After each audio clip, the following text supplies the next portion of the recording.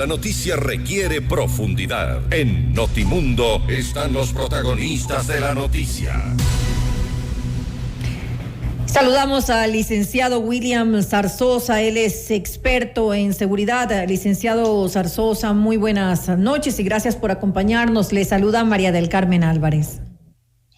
Buenas noches, María del Carmen. Un saludo cordial. Gracias nuevamente por estar junto a nosotros.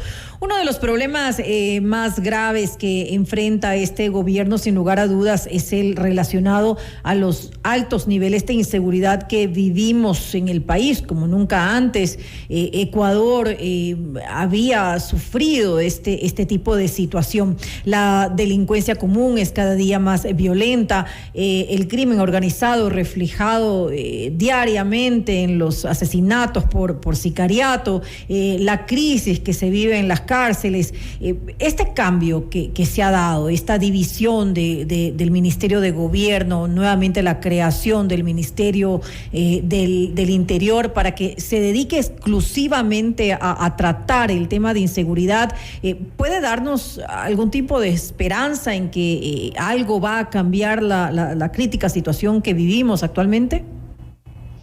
Bien, la expectativa es esa, ¿no? Que haya por fin un ente especializado que maneje tan delicada problemática.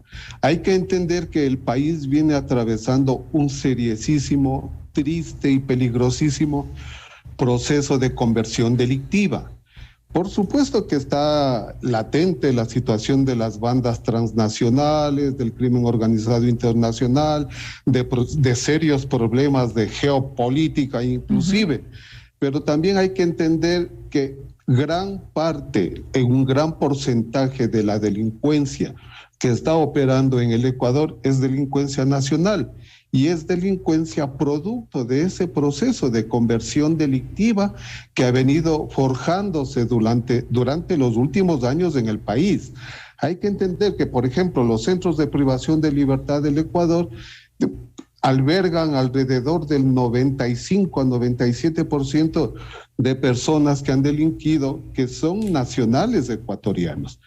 Hay que ver también el problema cotidiano que se está presentando en las calles del país, en donde jóvenes, niños, bucetas de estudiantes son asaltados porque a alguien ya se le ocurrió hacer un modus vivendi, el quitarles sus teléfonos celulares.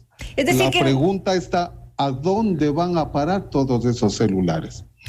En este caso específico no estamos hablando de esa influencia extranjera que se está dando en cuanto a la delincuencia en nuestro país, en cuanto al crimen organizado, por ejemplo.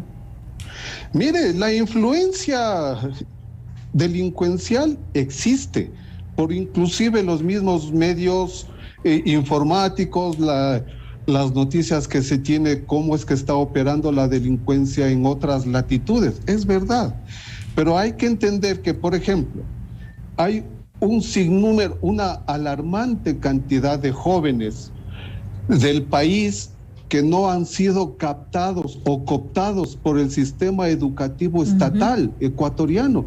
Y hay gran cantidad de esos niños más bien han sido cooptados por agrupaciones delincuenciales o por lo menos han caído en las garras de la adicción, cuando anteriormente la mayoría de jóvenes, niños, estudiantes que salían bachilleres de los colegios tenían la opción de alguna forma encontrar una fuente de trabajo, de alguna forma encontrar una facilidad para poder acceder a los estudios superiores, de una forma de inclusive acceder al servicio militar obligatorio, pero un servicio militar obligatorio que conllevaba a una instrucción disciplinaria integral, en donde los chicos aprendían valores y aprendían fundamentalmente a utilizar su tiempo en aspectos útiles para la sociedad, para su familia. ¿Qué está sucediendo en la actualidad? Y es triste y doloroso. De pronto alguien va a decir que estoy hablando cosas sin sentido. Mire, los sicariatos que se están dando, la gran mayoría, una gran cantidad de ellos, se están haciendo con fusiles de alto alcance, con material bélico que requiere de una preparación, requiere de una formación. Entonces hay muchos de esos chicos que se supone aprendieron a manejar un fusil, no solamente en el seno de las bandas delincuenciales, también aprendieron en el sistema de la conscripción ecuatoriana. Es decir, es por eso que me refiero yo e insisto y debo insistir en esto siempre.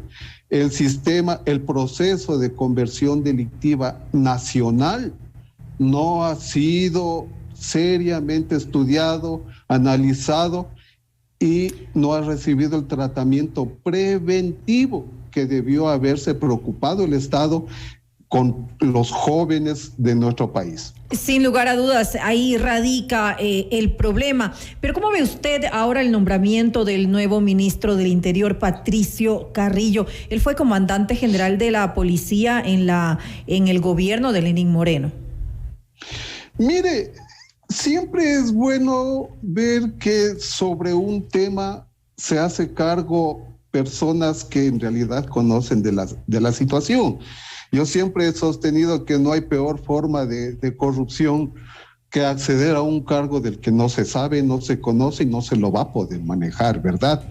La lucha titánica que está realizando la Policía Nacional a contra de viento y marea sobre los problemas que cotidianamente se vienen presentando en el país, no es otra cosa que el enfrentamiento a la delincuencia, al sistema delincuencial, cuando el eje fundamental debería ser un poco a la inversa, sino más bien el de la prevención. En materia de seguridad no hay mejor concepto, no hay mejor aplicación de la realidad que la prevención. Es decir, cuando uno previene ser asaltado, por ejemplo, es un ejemplo así muy a la ligera que le pongo, uno previene, uno sale por los sitios en donde no debe concurrir, uno busca compañía, o sea, es menos la posibilidad de ser asaltado, ¿verdad? Lo mismo pasa a nivel macro, cuando la prevención se ocupe específicamente de la niñez ecuatoriana, de la juventud ecuatoriana, de alejarles de las garras, de la adicción también, se ganaría muchísimo. Recién yo veía una noticia que me dio mucha pena y que viene siendo repetitiva ya en muchas ocasiones, que a la salida de muchos colegios hay jóvenes que en lugar de ir antes íbamos a la biblioteca, ¿verdad? Antes de ir a sus hogares, ahora prefieren quedarse en los parques circundantes, libando, otros consumiendo sustancias, y todo eso cuesta. ¿Y de dónde van a conseguir dinero? Si hay muchas de las ocasiones que sus padres no tienen para sufragar ese tipo de gastos. Ahí van haciendo el punto de partida de este ciclo de conversión delictiva. Y son muchachos que luego van a ser captados, como le dije hace un momento, o cooptados por personas que se van a aprovechar de esa situación. Insisto y reitero que es un buen principio el que ha tomado el gobierno de nombrar a un especialista en materia de seguridad que sepa manejar el tema y que sepa dilucidar las estrategias y las operaciones de la Policía Nacional del Ecuador. Ahora es muy importante lo que usted ha puesto sobre la mesa. En algún momento se tiene que arrancar con la prevención, con adelantarnos a que esto pues siga creciendo, siga complicándose cada vez más, sea más crítica la situación. No hablo de un futuro inmediato, hablo de un futuro mediato, un futuro a mediano y largo plazo. Es decir, ocuparnos, que el Estado ponga más atención a los niños y a los jóvenes pues del país. Exacto. Brindando educación y brindando además oportunidades, porque sin oportunidades obviamente se ven tentados a entrar en este tipo de crímenes, de organizaciones delictivas. Exactamente. O sea, mire, lo que pasa es que no se aprovechan las circunstancias que históricamente se han presentado en el devenir nacional. Por ejemplo, ahorita tenemos un gran acontecimiento histórico, que es el retorno a la presencialidad de las clases de los chicos.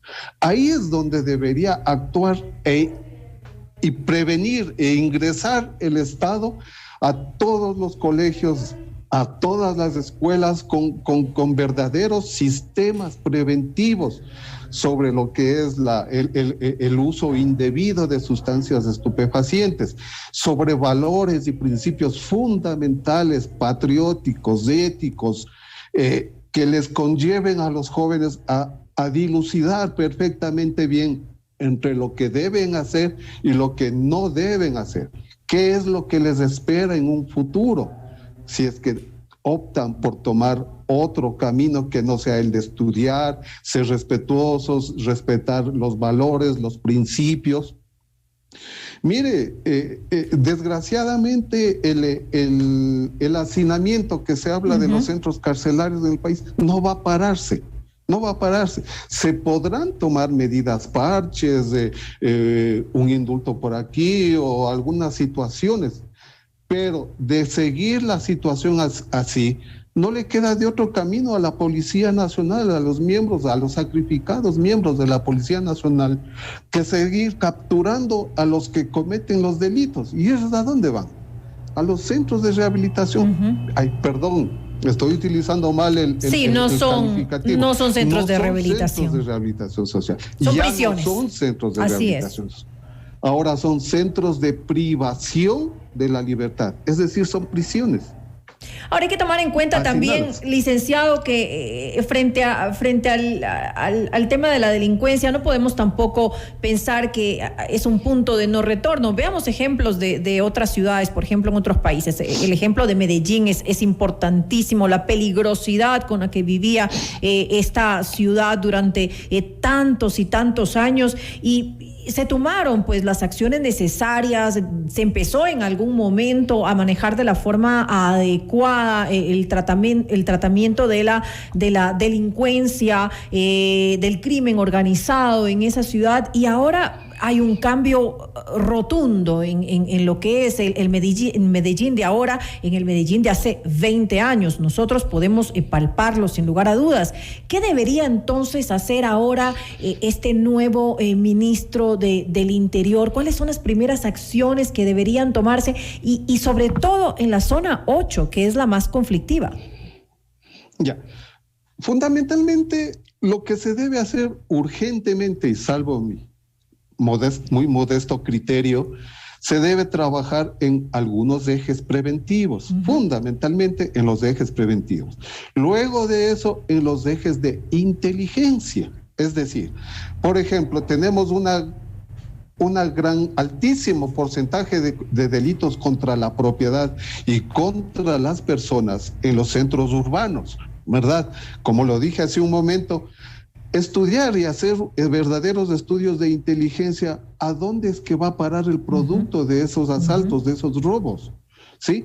Porque se supone que son tan altísimas las cantidades de atracos que existen cotidianamente en los centros urbanos, a algún lado deben ir ingentes cantidades de equipos celulares, de tablets o de lo que les están inclusive ahora quitando a los niños, a los estudiantes de los colegios, por una parte.